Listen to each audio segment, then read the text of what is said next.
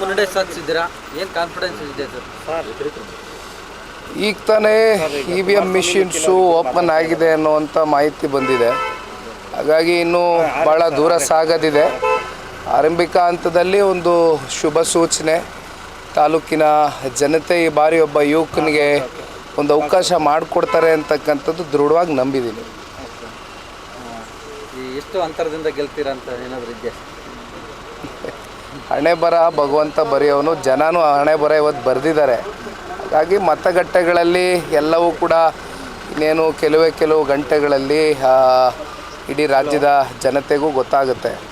ಹಾಗಾಗಿ ಅದು ಅಂತರದ ಬಗ್ಗೆ ನನಗೆ ಗೊತ್ತಿಲ್ಲ. ಆದರೆ ಜನ ಒಂದು ಅವಕಾಶ ಮಾಡ್ತಾರೆ ಅನ್ನೋ ಒಂದು ದೃಢವಾದಂಥ ಒಂದು ನಂಬಿಕೆ ಅಂತೂ ಇಟ್ಕೊಂಡಿದ್ದೀವಿ.